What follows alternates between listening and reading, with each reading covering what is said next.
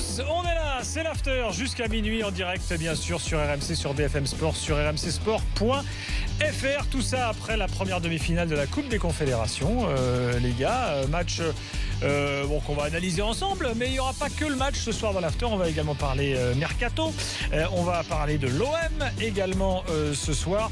Et on vous attend au 32-16 pour participer à nos débats avec l'équipe de ce soir composée d'Ali Benardua. Ali, bonsoir. Bonsoir Gilbert, bonsoir. Et de Daniel Riolo. Daniel, bonsoir. Salut les amis. Salut les amis. 0-0 entre le Portugal et le Chili, 3-0 au tir au but. C'est un résultat assez étonnant de séance de tir au but quand même. C'est vrai, c'est assez rare. C'est assez rarh quand même qu'une équipe rate 3 tirs au but. Là, en l'occurrence, c'est plutôt Claudio Bravo qui les a arrêtés. Ouais. Il les rate pas. Voilà. Oui. 3 arrêts Ils du sont les gardien. 3 encadrés. Non mais 3 arrêts du gardien sur 3. Mm. Dire ça. Ça s'est arrêté à 3 basses là. Exactement. Top. Et le Chili est en finale. C'est rarissime. C'est très rare. Comme ça. Évidemment, on avait forcément pensé à la finale Barça.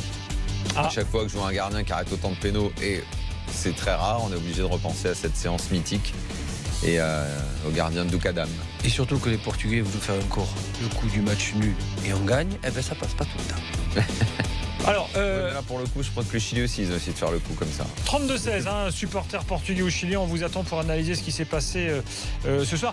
Je ne sais pas ce que vous avez pensé du match, les gars, mais bon, moi j'ai quand même été globalement déçu par la prestation générale, quoi. C'est-à-dire, oui, ça sent la fin de saison, quoi. Voilà. Grand joueur, petit match. Il y avait énormément de grands joueurs dans ce match. Ah ouais. Beaucoup de Alors, vedettes. Mais au final, ça a donné un match où il y a eu par séquence, l'un a dominé l'autre. Globalement, je ne pourrais même pas te dire qui a été le plus méritant dans ce match-là. Et on n'a pas vu grand-chose, finalement. On n'a pas vu grand-chose. Mais franchement, je crois que la fatigue dans cette compétition, on l'a dit dès le début de la compète, quand tu as Coupe du Monde ou Euro, tu as un stage d'un mois avant. Les mecs terminent leur saison, ils partent en stage, ils se ressourcent, ils arrêtent. Pour la Coupe des Confédérations, c'est pas exactement la même chose encore. Donc, tu t'en sers, et là je pense que mon ami Juan Carlos Osorio, de faire tourner tout le monde. Si à un moment où tu dois faire tourner tout le monde, Daniel, c'est bien dans la Coupe des Confédérations. Sinon, les joueurs arrivent à un moment, ils sont épuisés. Coupe des Confédérations, il faudra envoyer une équipe à prime. Non, ou faire tourner. Parce que tu ne fais pas jouer tous tes matchs avec Vidal, tu es d'accord avec moi, 90 minutes, je suis désolé. Tu peux le faire jouer une mi-temps, même tu gagnes 0 quoi, et après la deuxième mi-temps, tu le sors. Tu fais jouer un autre milieu pour voir ce qu'il donne.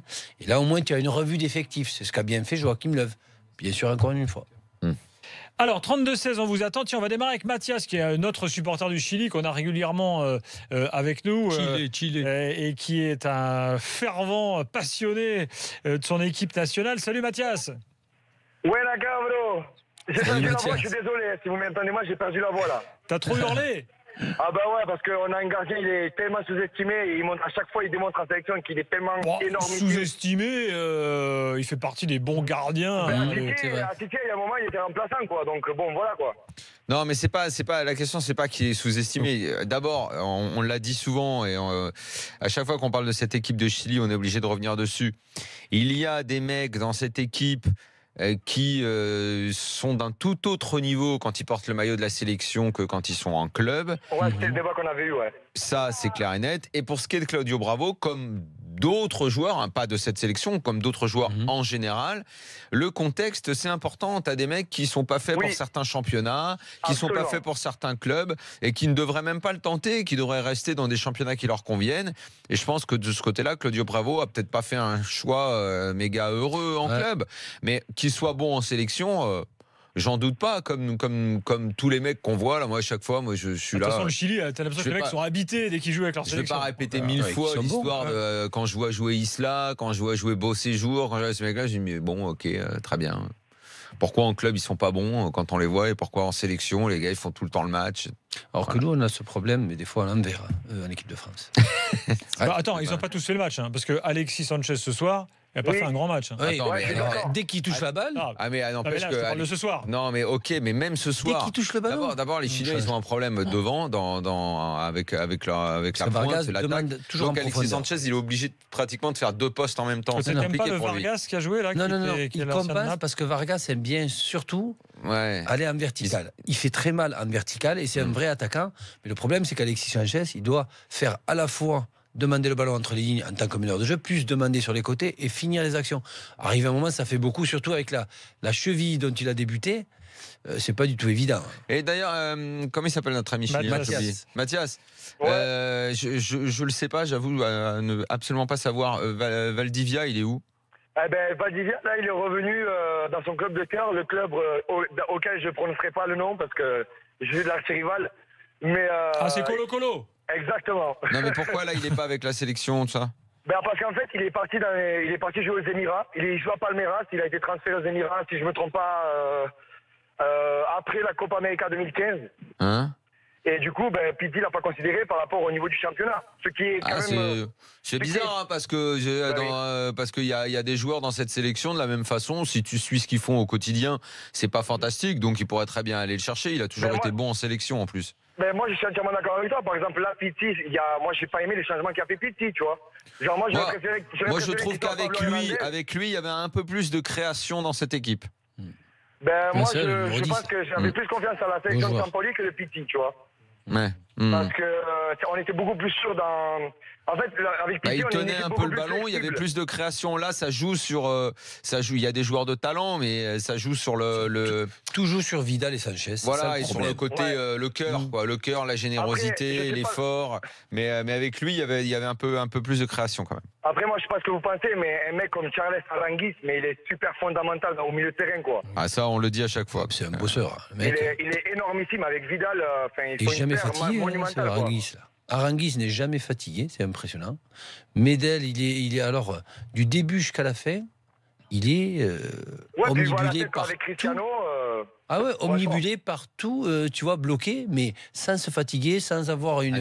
Alors que de l'autre côté, c'est une serrure. Alors la défense centrale de l'autre côté, je me serais régalé de jouer contre cette défense centrale entre Fonte et comment il s'appelle, c'est Alves, c'est ça? Bruno Alves. Ah oui, c'est Bruno Alves, oui, c'est ça. Je comprends pas qu'à un moment ou un autre, les Chiliens n'ont pas fait la différence sur une 1-2 ou sur. Bon, encore, c'est eux qui ont les plus grosses occasions, hein, les Chiliens, beaucoup plus que les Portugais. Surtout la dernière, j'ai failli. Ah oui, les deux barres, mourir, là.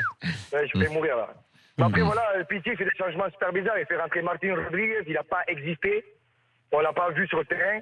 Alors vous avez vu d'ailleurs qu'il y a eu cette expérimentation du changement en plus en prolongue. Hein. Ah ben voilà, ça pour le board, je donnerais cette fameuse, ce fameux. Donc le Portugal a fait. Ce fameux 4e changeant en cas de prolongation. Ça, je serais d'accord.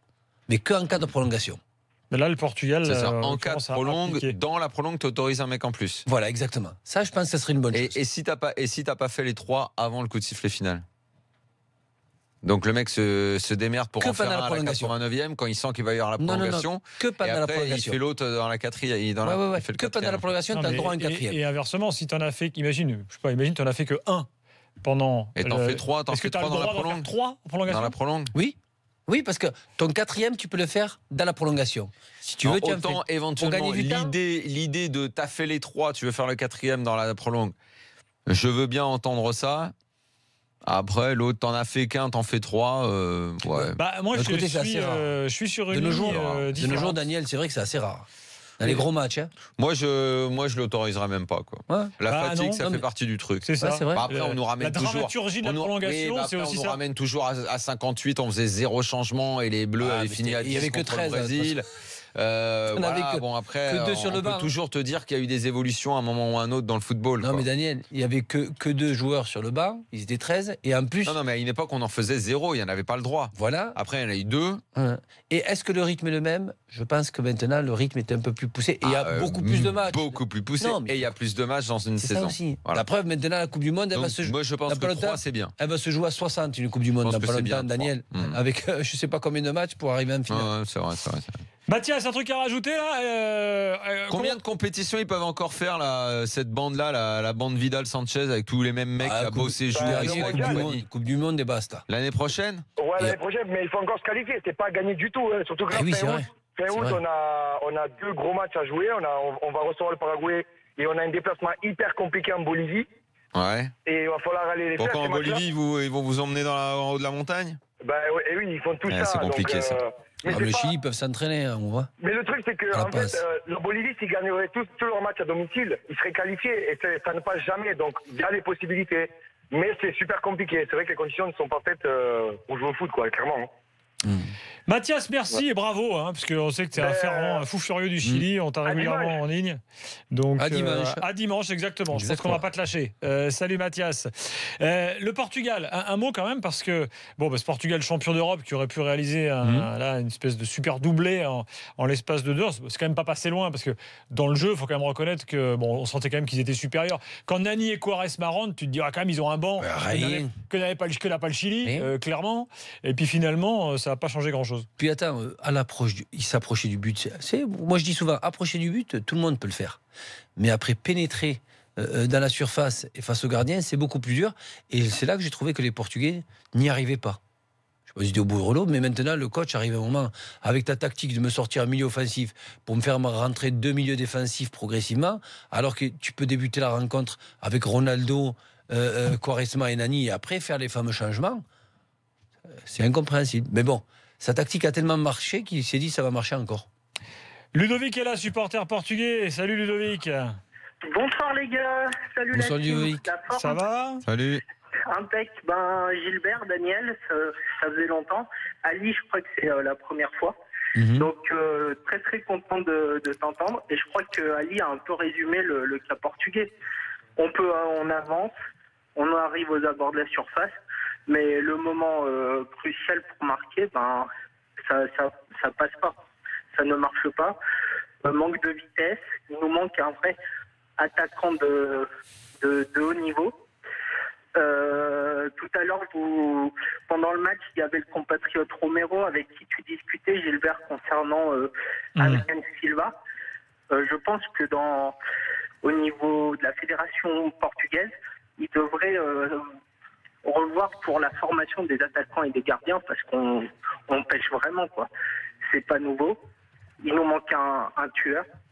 Moi encore aujourd'hui. Laisse-le grandir un peu, lui, non?